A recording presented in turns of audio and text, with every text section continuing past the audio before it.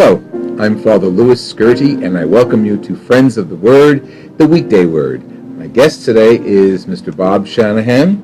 Bob, welcome. Father. Bob and I have known each other for a lot of years. Too long. Too long. We met at William Paterson University Catholic Campus Ministry Center. That was well before I built the chapel and the center and the communications center. That's right. How did we ever meet?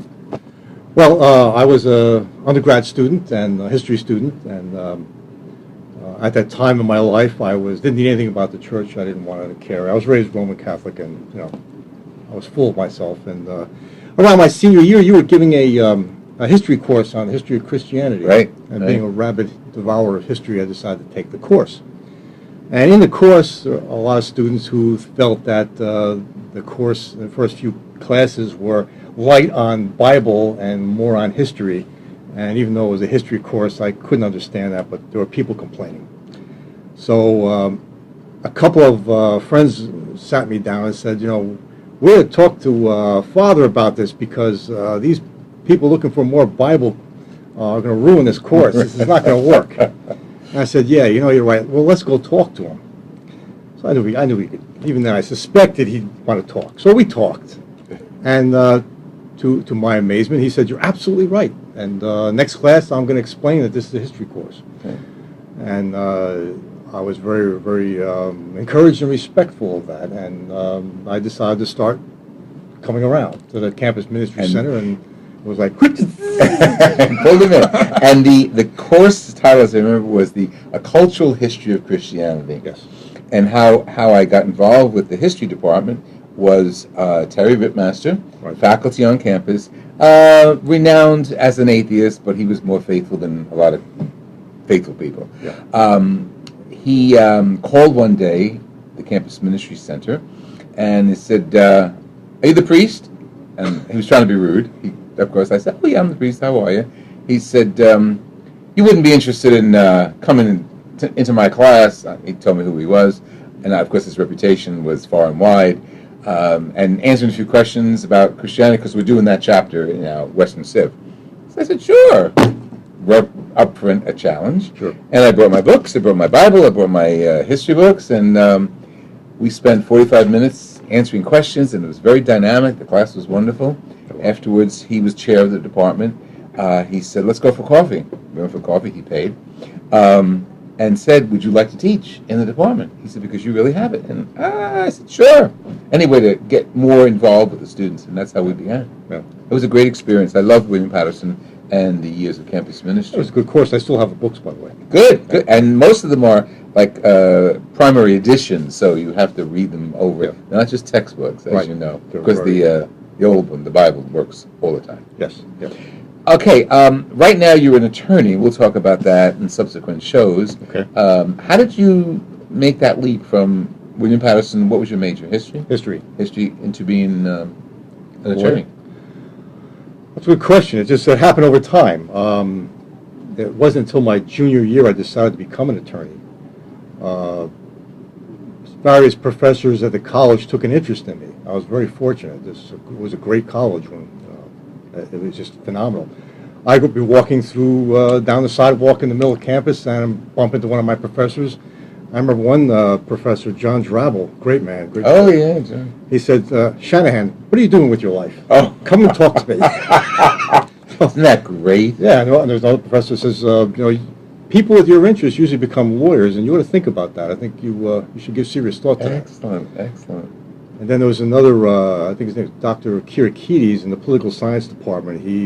I told him I was interested in law school, and he said, you come and see me every time you sign up for courses because I want to make sure you take hard professors. Excellent. And even though I wasn't a political science major, he would meet with me every time we needed to pick courses, and he would help me pick really hard professors. Okay, that's your leap into the legal profession. Yeah. We'll talk more about that another time, but what was your leap into campus ministry? There's a hole, I think we all have it, but I had a hole in me, this big, and... Avoid, yeah. When you grow, I think we all do this, when we grow up in the church, we're filled with all kinds of, especially I was a Vatican II child, you know. Yes, I yes. remember the Latin Mass Yeah, a little well, bit. okay. And I remember, you know, the nuns and everything, and you go to school and they teach you what you're supposed to do and what's good and bad, and this constant theme is love one another, you know, and they constantly tell you that, okay? When you leave Mass, you got to watch out because they're going to run you over if you get out of the way, okay? So as a kid, you In see those that. days. In those days. Well, I might be in the car now. But, you know, it really didn't mean much, all right? To tell a boy love one another, that doesn't fit in with his life. None of this stuff really meant anything. It didn't really fit in what I was. They were teaching me up here when I was down here. Right, Okay. right. Like many young people today, Oh, absolutely. if they even are in the classes of religious education. There's no question of that. We can go on. That's another show. Yeah. Okay. When I bring up my own sons, I saw that. So, campus ministry. The thing that really got me hooked was when we were. It was a living room, folks. It was really small. That was tiny. And we would sit on the rug, and Father Lou had a coffee table, which was the altar, okay? It was like 6 or 7 of us, and my job was to keep feeding the wood-burning stove with wood, okay? No joke. So, you know, but the thing about Lou is that he told us what these things meant. One of the biggest things that got me was we were talking about the Holy Eucharist. You know, we're eating body and blood. What was that all about? Well, you told us. Back then, unlike today, as a lawyer, you want to do a contract, we write it up, and everybody signs it. Maybe there's a notary stamp on it, you know, and we know it's official, right? Well, back then, they didn't do that. They sacrificed the lamb, and they each party ate some of the lamb and drank some of the blood. That way, the oral contract was memorialized. And Actually, the Jews didn't drink the blood; they sprinkled the blood. Sprinkled blood. Okay. Okay. Don't worry. So false information.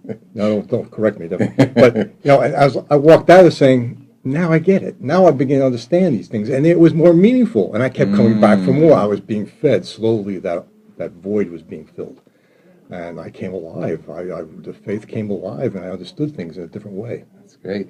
And I think that's the whole purpose of campus ministry, to reach out to the students who come, and if they don't come, my job was to go on campus. Yeah. And I remember one time Bishop Rodimer said to me, "What do you like best about campus ministry?" And I said, "Every day is different."